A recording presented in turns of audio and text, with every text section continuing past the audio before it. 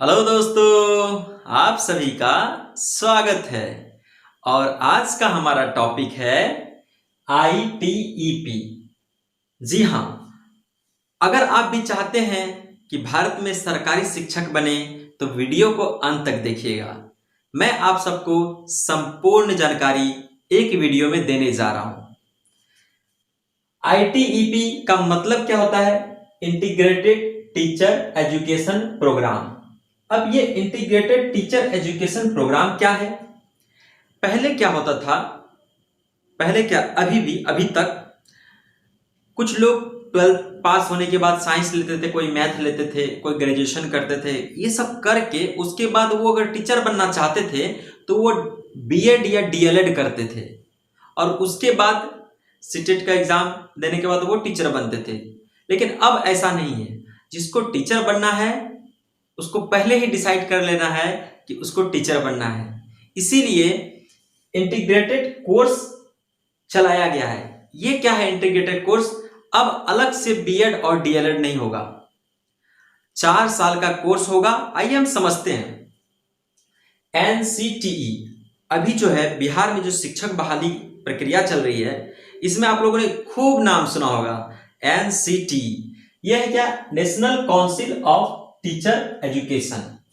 ये काउंसिल है किसका? टीचर एजुकेशन का, यानी कि शिक्षा विभाग भारत का। समझ लीजिए, आमतौर पे ये समझ लीजिए कि भारत का शिक्षा विभाग। वो क्या हो गया? एनसीटी। अब एनसीटी ने क्या किया? एनईपी 2020। आप कहेंगे कि एनईपी क्या है सर? तो एनईपी हो गया नेशनल एजुकेशन पॉलिसी। अब हर राष्ट्र की हर कुछ का एक पॉलिसी होता है। इसी तरह से जो भारत का शिक्षा पॉलिसी है उसके तहत एनईपी 2020 जो कि लेटेस्ट है, उसके तहत एनसीटी ने क्या किया? ITEP integrated teacher education programme लागू कर दिया। अब होता क्या है इंटीग्रेटेड टीचर एजुकेशन प्रोग्राम? आइए समझते हैं। जितने भी बच्चे जो डीएलएड किए हैं, बीएड किए हैं, अभी वाले सेशन में, जैसे देखिए अभी 22 और 24 होगा सेशन, उनको जो है उनका डिग्री मान्य रहेगा। जब भी वैकेंसी आएंगी तो उनको मौका मिलेगा। लेकिन इसके बाद से ये कोर्स अब नहीं होगा। कहने का मतलब ये वाला सेशन 2023 से 25 ये सेशन नहीं होगा। तो क्या होगा? लेकिन जो इस सेशन में है उनका डिग्री क्या होगा? वैलिड होगा। जब भी वैकेंसी आएगी टीचर की तो वो फॉर्म भर सकते हैं, टीचर बन सकते हैं। बीएड और डीएलएड नहीं होगा। बीएड और डीएलएड अब अलग से नहीं होगा। आइए समझते हैं क्या क्वालिफिकेशन होना चाहिए। तो कम से कम आप 12th पास 50% मार्क्स से होने चाहिए। अगर आपने 12th पास 50% मार्क्स से कर लिया है तो आप एंट्रेंस एग्जाम दे सकते हो। एंट्रेंस एग्जाम में जब आप पास करोगे तो क्या होगा?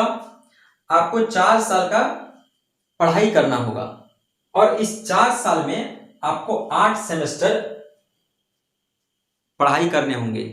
जिस तरह से बीटेक में नहीं होता है, क्या होता है? 4 साल का कोर्स होता है और 1 साल में 2 सेमेस्टर होता है। ठीक उसी प्रकार यहां भी आपको 4 साल में 8 सेमेस्टर एग्जाम पास करना होगा।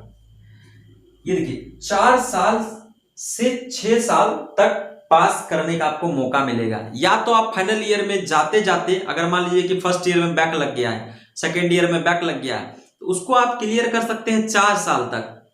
नहीं कर सकते, कोई मजबूरी आ गई, तो आप मैक्सिमम उसको 2 साल सरकार आपको और टाइम देगी कि 6 साल तक में आप अपना डिग्री कंप्लीट कर लीजिए, यानी कि सारे सब्जेक्ट से पास कर जाइए। अदरवाइज आपका कोर्स इनवैलिड हो जाएगा।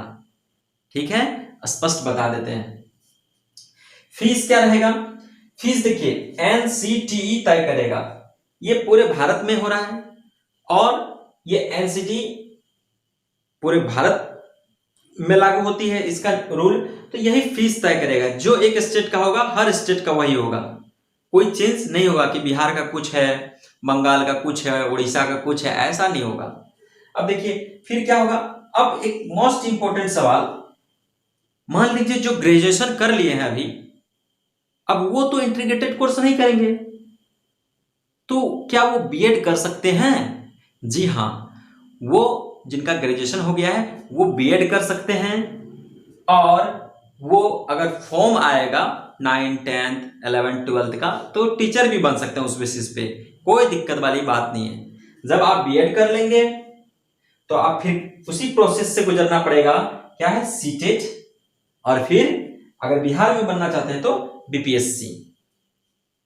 दोस्तों, इंफॉर्मेशन अगर आपको सही लगा तो वीडियो को लाइक कर दीजिए और चैनल को सब्सक्राइब कर दीजिए, ज्यादा से ज्यादा लोगों को शेयर कर दीजिए। धन्यवाद।